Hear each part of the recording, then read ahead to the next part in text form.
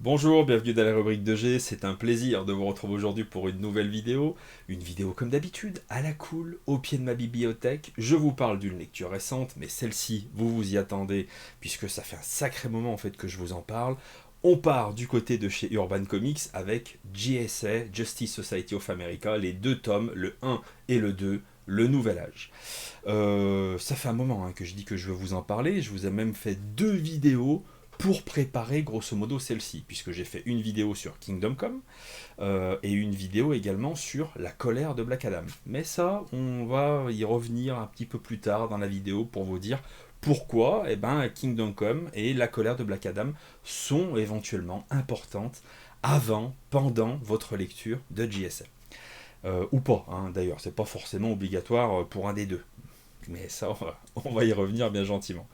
Avant toute chose, est-ce que vous connaissez vraiment bien la JSA? J'en doute, mais j'en doute beaucoup. Pour la simple et bonne raison que c'est quand même une équipe qui n'est pas forcément la plus connue en France du côté de chez DC Comics.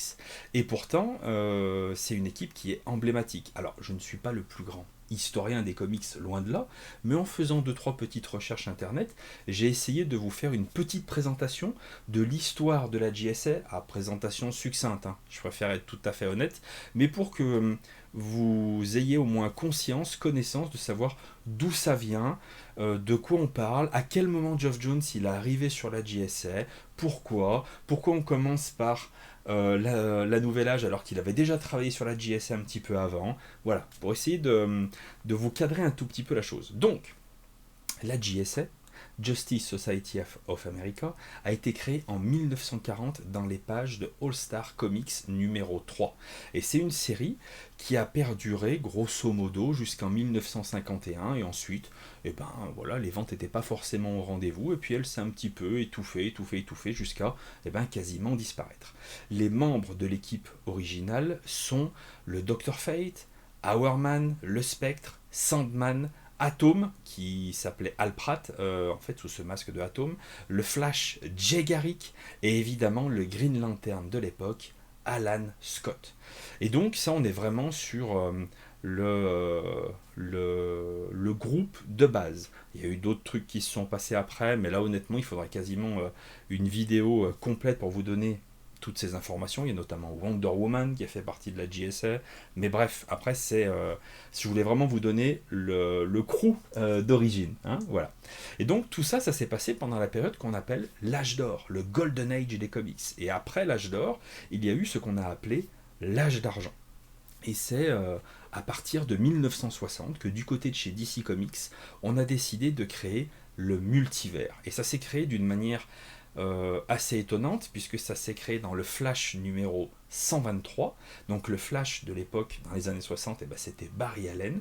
Et dans le Flash 123 qui s'appelait Flash of Two Worlds, notez mon accent sur 20, n'hésitez pas, on avait Barry Allen qui rencontrait son homologue d'une Terre parallèle, Jay Garrick. Et à partir de cet instant, le multivers d'ici était créé et ça n'a jamais cessé de péricliter, de grandir et de grandir et de grandir. Voilà. Et donc, à partir de cette date-là, on s'est mis à séparer les choses et à les classer. C'est-à-dire que la JSA, on a décidé du côté de chez DC de dire que eux, ils faisaient partie de la Terre numéro 2. Et donc, les héros que l'on connaissait donc, depuis les années 60, Barry Allen, Hal Jordan, Batman, Superman, etc., eux, ils étaient affiliés à la Terre 1.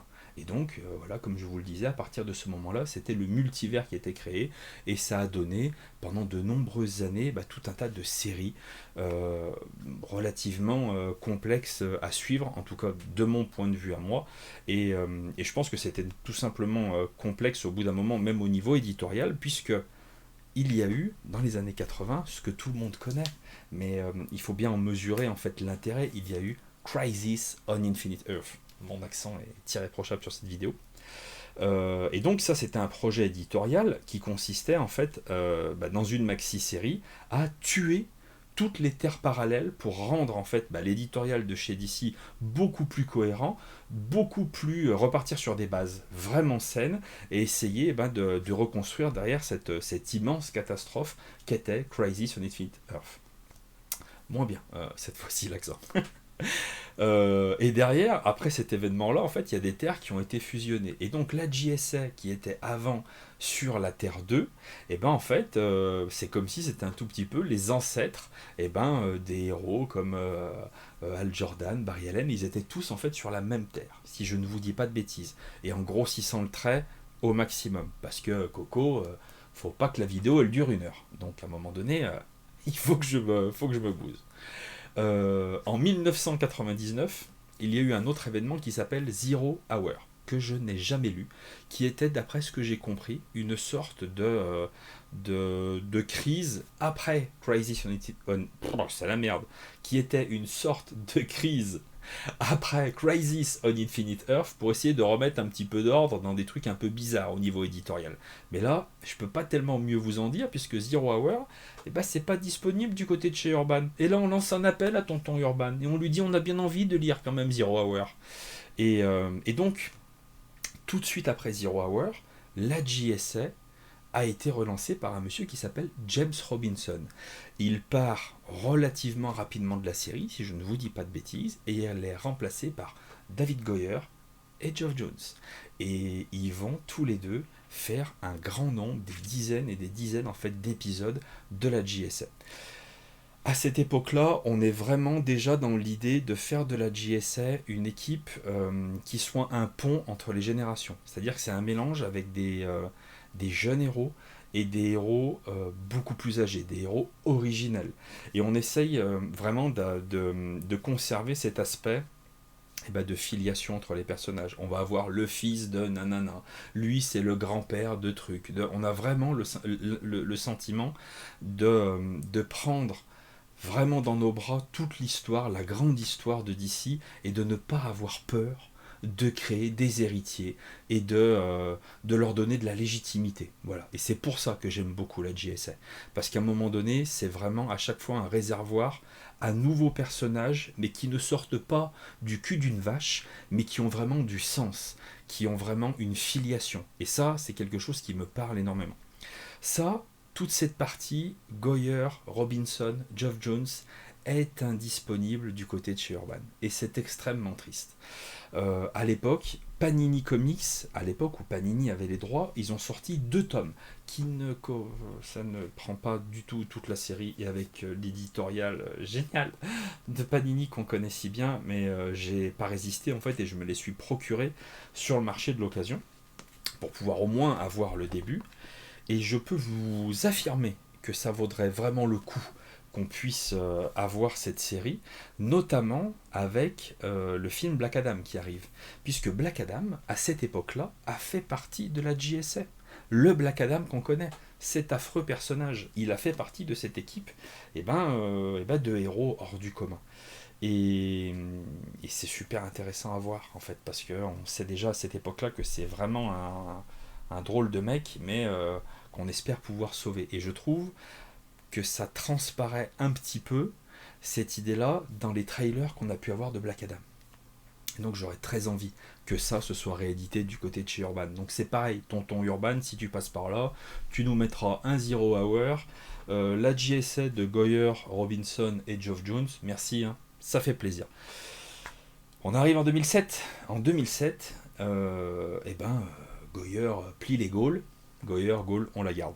Goyer plie les Gaules et la JSA, on va effectuer un relaunch. Et ce relaunch est effectué et c'est toujours Geoff Jones, mais cette fois-ci seul aux commandes, qui va reprendre la JSA. Bienvenue dans ces 2 tomes-là. Ce qu'il faut bien comprendre, c'est qu'on est sur un relaunch. Et donc on est sur, dès ce tome ici, on est sur un épisode 1. Et comme un épisode 1 le veut, dans les comics, il est là pour accueillir les nouveaux lecteurs.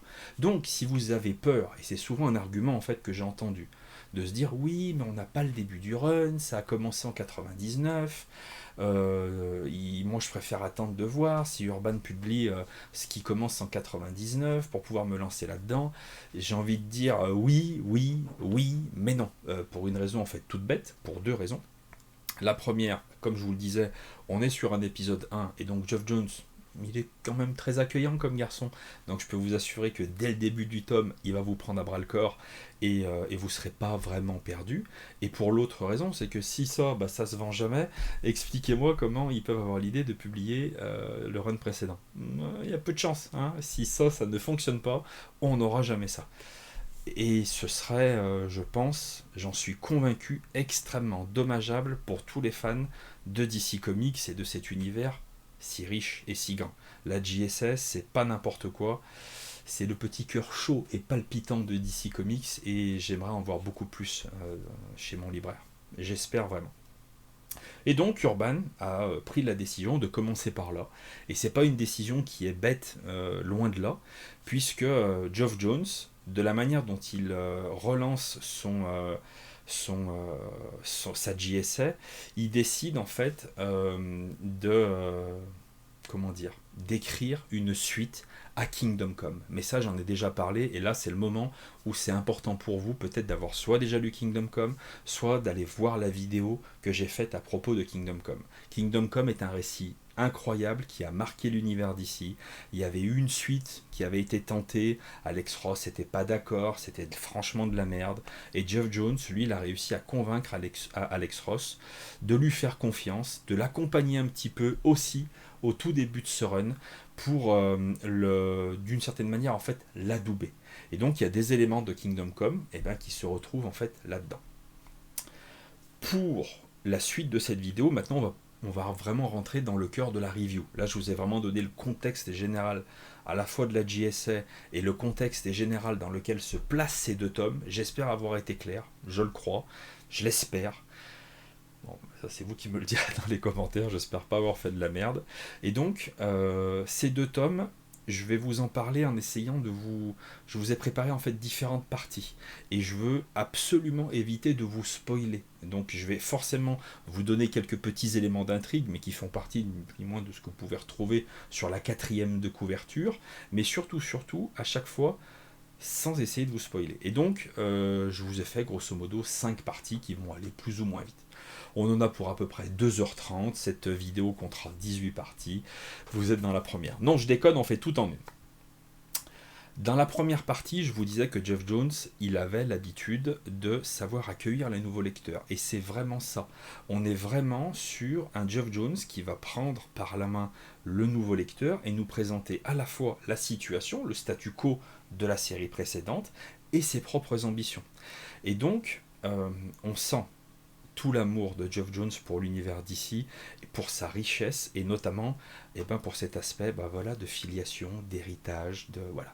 Et donc c'est vraiment ça qui, une fois de plus, va vraiment être au cœur de cette première partie. La première partie, c'est vraiment nous présenter l'équipe,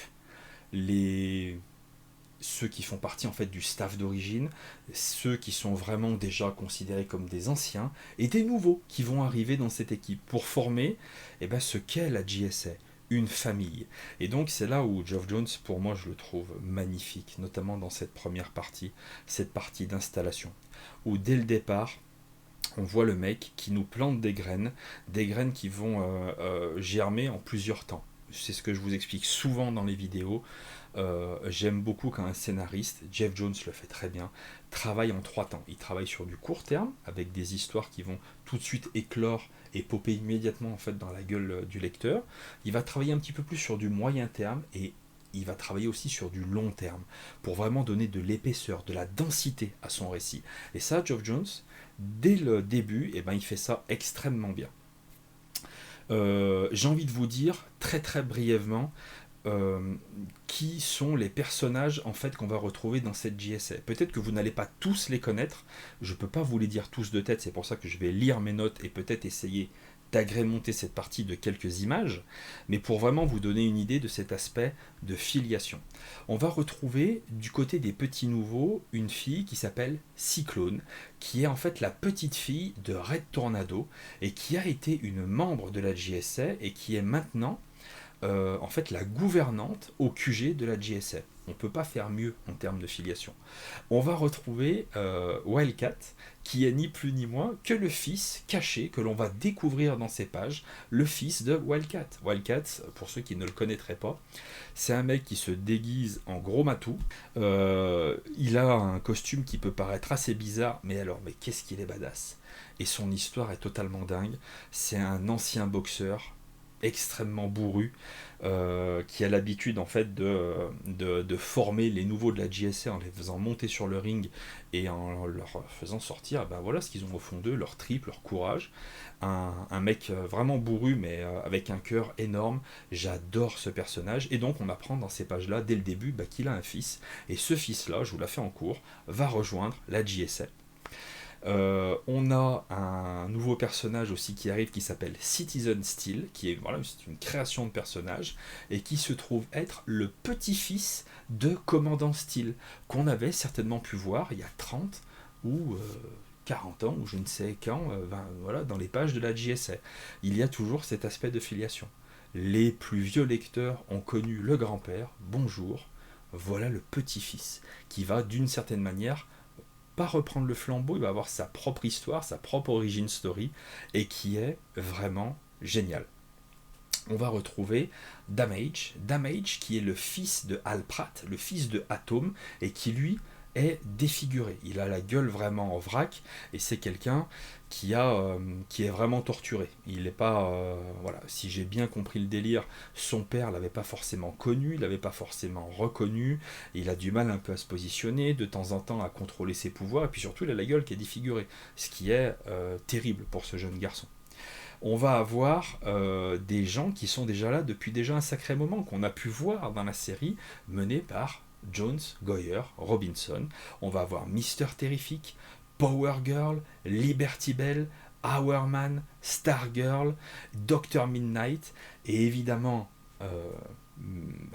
j'allais dire mes chouchous, évidemment, parce que c'est les plus anciens, je les trouve mais d'une classe, mais folle.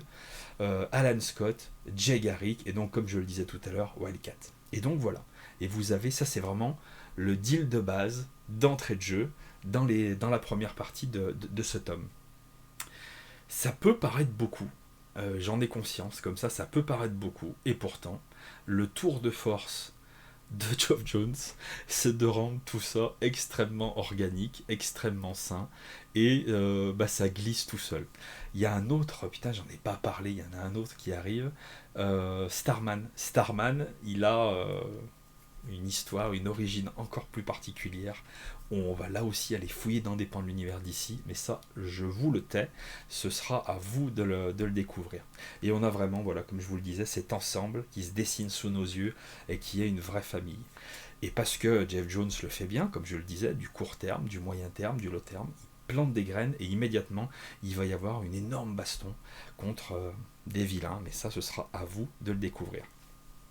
Toute cette première partie, et pendant très longtemps, c'est Dale Eaglesham qui va être au dessin, un dessin absolument magnifique.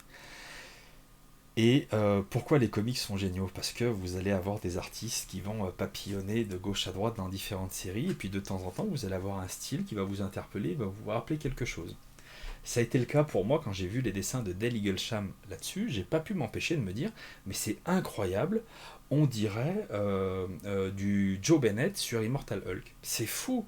Je trouvais qu'il y avait vraiment dans ses traits, d'une certaine manière, une sorte de similitude entre ces deux artistes, avec pourtant quasiment 13 ans d'intervalle entre ces deux travaux. Et je me suis amusé à chercher le point commun entre les deux, et le point commun c'est Rui José, qui est l'encreur. Et donc, tout ça pour vous donner une idée de l'importance de l'encreur, de l'importance de l'ancrage. Parce qu'un bon encreur, ça peut vraiment... un encreur, ça peut vous buter votre style ou bien vous le sublimer. Et de temps en temps, vous avez pour le coup deux artistes très différents, un encreur qui est le même, et du coup, il y a un pont entre les deux. C'est bizarre, il y a une sorte, pas de similitude, mais il y a des choses qui se ressemblent énormément. Et ça, j'ai trouvé ça super intéressant. Voilà pour la fin de la partie 1, vous voyez, on est bien ensemble là. On en a pour quoi encore ? Environ 1 heure.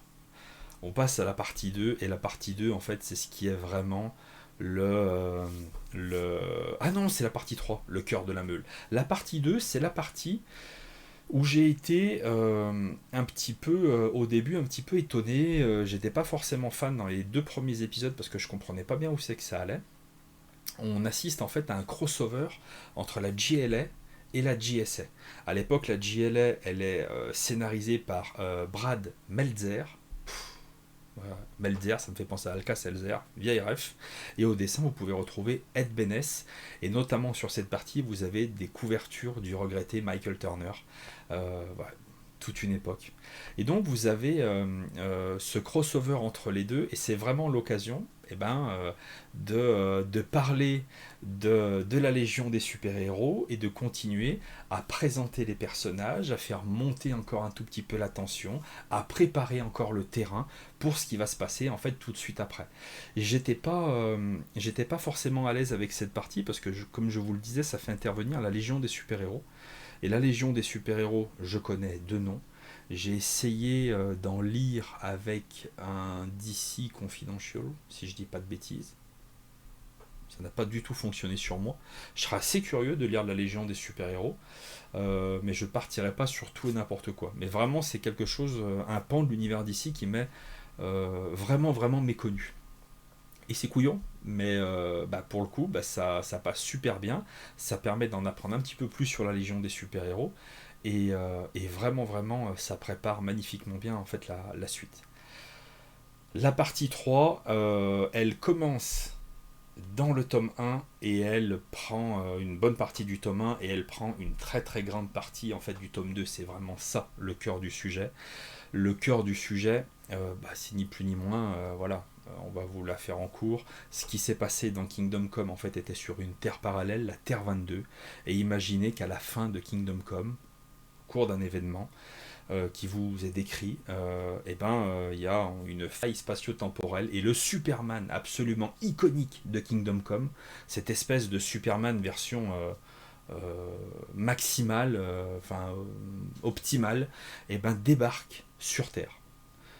Sur la Terre, la Terre 1, où il y a déjà donc un Superman, et donc il y a énormément de méfiance. Un nouveau Superman qui arrive, tout le monde se rappelle de ce qui s'est passé dans Crisis on Infinite Earth, les terres parallèles, genre de truc.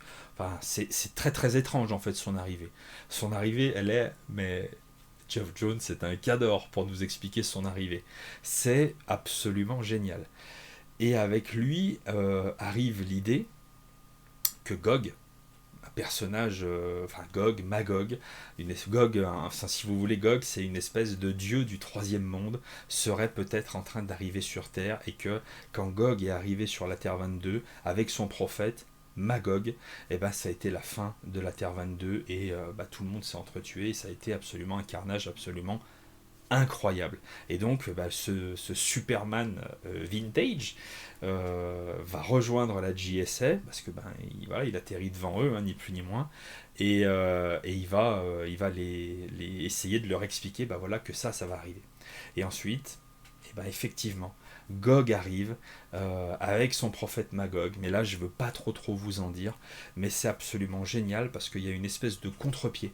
On attend un dieu qui arrive absolument démoniaque, une énorme baston d'entrée de jeu, et c'est beaucoup plus subtil que ça, avec des sous-textes qui sont vraiment magnifiques, c'est assez désarçonnant, et j'aime beaucoup parce on aurait pu facilement tomber dans du manichéisme de bas étage et tout de suite, allez, le méchant arrive, on lui tape dans la gueule.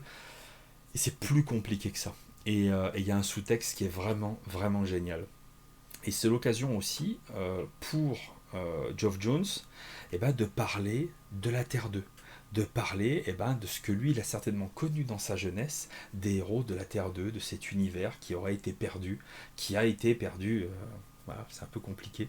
Dans Crisis on Infinite Earth, enfin voilà, il y a tout ça en fait qui est traité, mais c'est absolument génial. Et le truc que j'ai trouvé bien, justement quand il y a des moments en fait avec la Terre 2, c'est que du coup on change de dessinateur et on fait appel à Jerry Ordway. On a toujours Dale Eaglesham qui assure la partie de ce qui se passe en fait sur la Terre 1, et quand on est un petit peu sur la Terre 2, et là du coup on a Jerry Ordway. Et c'est comme si il a un style un petit peu vintage, Jerry Ordway. Et donc, ça colle parfaitement avec ces héros, ça sent bon les années 60, 70, et voilà. Mais attention, hein, avec une lecture des années 2000, il n'y a aucun problème. Mais c'est génial en fait, pour ceux qui, comme moi, ne connaissent pas bien la Terre 2, c'est génial de les voir défiler sous vos yeux. Voilà. Ça, c'est absolument magnifique. Ensuite, on arrive sur la dernière partie, l'avant-dernière partie, plutôt, parce que la dernière partie, voilà, c'est plutôt anecdotique. Mais la quatrième partie, on va retrouver en fait Jeff Jones, qui va de nouveau avoir un co-scénariste, et du coup, c'est Jerry Ordway. Jerry Ordway qui va aussi assurer le scénario en même temps que Jeff Jones, et il va aussi assurer le dessin. Et là, on va parler de Black Adam. Et Black Adam, en fait, c'est ce qui se passe en fait dans ce tome 2 avec Black Adam. Ça fait tout de suite référence et tout de suite la suite de ce qui se passe dans la colère de Black Adam, notamment dans la partie The Dark Age. Et c'est pour ça que c'est pas forcément utile de le lire pour comprendre ce qui s'est passé. Mais putain, c'est comme si vous achetiez une belle voiture et en fait, vous achetez pas d'essence. Voilà. Vous avez une belle voiture, mais vous allez quand même passer à côté de ce qui est marrant, hein, c'est de rouler avec. Et donc, je suis désolé, c'est chiant, mais c'est super cool de lire The Dark Age avant de débarquer sur le top 2 en fait, de JSA, parce que sinon vous arrivez un petit peu comme un cheveu sur la soupe. Ah, mais Black Adam il est là, attends, il s'est passé quoi entre 52 et là, tu vois, il manque 2-3 wagons. Vous n'êtes pas obligé. Vous n'êtes pas obligé. Ça se rattrape les wagons. C'est pas un souci. Encore une fois, c'est Jeff Jones. T'inquiète, il va pas te laisser au bord de la route. Mais je suis un collectionneur compulsif et un amoureux de cette époque entre 2000 et 2010 de l'univers d'ici. Donc tu te doutes bien que moi, je n'allais pas passer à côté. C'est mort. J'achète. Et c'est pas la meilleure partie, notamment parce que j'ai beaucoup de mal avec la Marvel Family, tous ces trucs là, c'est pas forcément trop mon truc. Et je suis même convaincu qu'il y a tout un tas de choses où on n'a pas forcément les refs, parce que là pour le coup, c'est certainement là-dedans qu'il y a un peu plus de refs, dans le run de Goyer, Jones, Robinson. C'est peut-être un petit peu dommage là pour le coup, effectivement, qu'on n'ait pas ça, mais on parle de 2-3 épisodes. C'est pas très grave. Mais c'est pas mon truc préféré, mais attention, ça reste quand même sympathique. Et surtout, moi, il y a cet épisode 26 que je trouve absolument fantastique, puisqu'à l'épisode 26, en fait, Geoff Jones, c'est son dernier épisode, il plie les Gaules. La série ne va pas s'arrêter là, puisque elle va continuer, si je vous dis pas de bêtises, jusqu'à Flashpoint. Il y aura en tout 54 épisodes, et tout de suite après cet épisode 26, c'est Jerry Ordway qui ne sera plus co-scénariste, mais c'est lui qui va reprendre le bébé, et qui va continuer. Ça, par contre, on l'a pas. Tonton Urban, tu rajoutes sur la liste s'il te plaît, ça m'arrangerait beaucoup. Je voudrais bien lire la fin, ça m'arrangerait. Et ouais, cet épisode 26 est génial parce que Dale Eaglesham au dessin, Ruth José à l'ancrage, Geoff Jones qui nous fait une sorte de happy end absolument magnifique avec, voilà, il capte une fois de plus ce que je vous explique depuis tout à l'heure, l'essence même de cette équipe et de cet univers, une famille, avec des moments de tension, des moments de doute, des moments de joie, des moments de peine. Et là, on se retrouve autour d'une fête, un moment extrêmement convivial, et Geoff Jones, il réussit à écrire ça d'une manière folle. On a l'impression d'être invité à la fête. Et on est mi-content d'y être et mi-malheureux parce qu'on sait que derrière, c'est plus Geoff Jones. Et voilà, mais juste l'impression d'avoir à la fois une lettre d'amour incroyable à DC, une fois de plus de la part de Geoff Jones, et à la fois un moment de l'histoire de DC incroyable sous nos yeux. Voilà. Un énorme kiff. Ensuite, il y a la dernière partie, en fait, c'est quelques épisodes du début du run de Jerry Ordway. Je me rappelle plus le nom du dessinateur aussi qui l'accompagne. Il y a lui qui dessine, et puis il y en a un autre. Je me rappelle plus le nom, je suis désolé. Ça va conclure ce tome, mais là pour le coup on est un petit peu sur de l'anecdotique à mon sens, puisque c'est le début de son propre run à Ordway, et puis j'aurais plus envie de voir ce qu'il va faire ensuite. Est-ce que c'est une forme d'appel du pied de la part d'Urban en disant Ordway prend les commandes ici, allez savoir, on vous fera peut-être un tome 3, ou peut-être qu'on vous fera une autre série JSA, je sais pas. Moi, tout ce qui se passe avant m'intéresse, tout ce qui se passe après m'intéresse, et j'ai excessivement envie de découvrir beaucoup plus de choses de la JSA. Je croise les doigts qu'avec le film Black Adam et peut-être dans les événements, les années à venir, Urban fasse le choix de nous en publier plus. Je suis intimement convaincu que ça tient vraiment aux lecteurs de savoir s'ils vont ou pas aller dessus, en sachant qu'on parle d'albums qui sont à 35 ou 36 euros si je ne dis pas de bêtises. Donc c'est un investissement, sans nul doute. Ça coûte cher, sans nul doute, mais putain que c'était bien. C'était incroyable. Je préfère m'acheter ça 15 fois plutôt que d'autres trucs. C'est un investissement au sens le plus littéral du terme. J'ai pas perdu mon argent, loin de là. J'ai vraiment, vraiment acheté des pièces de collection et des morceaux de l'histoire d'ici que j'ai adoré. Voilà. Je suis assez content parce que je crois que j'ai rien oublié. Il est content de lui, Pépère. Mais oui. J'ai kiffé ça, un truc de ouf. N'hésitez pas à me dire, et même vous en parler, hein. Oh, c'est un kiff. J'espère avoir été carré. N'hésitez pas à me dire dans les commentaires si vous avez lu ce tome 1, ce tome 2, si vous avez une autre culture que moi autour de la JSA, n'hésitez pas à en parler avec moi. J'ai toujours soif d'apprendre, de discuter, d'échanger autour de cette équipe, autour des comics en règle générale. C'était un gros kiff de vous faire cette vidéo. Je vous souhaite une excellente rentrée parce qu'on est au mois de septembre, même si je tourne en août. Et voilà, je vous souhaite une belle rentrée.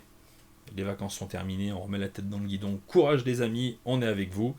N'hésitez pas à me laisser un petit pouce bleu si vous avez aimé cette vidéo, à la partager autour de vous sur vos différents réseaux parce que c'est le moyen le plus sûr de me récompenser pour ce travail. Et c'était un gros kiff, hein, je crois que je vous l'ai dit, mais je vous le redis encore, c'était un gros kiff. Et je vous dis à très bientôt dans les rubriques de jeu. Salut.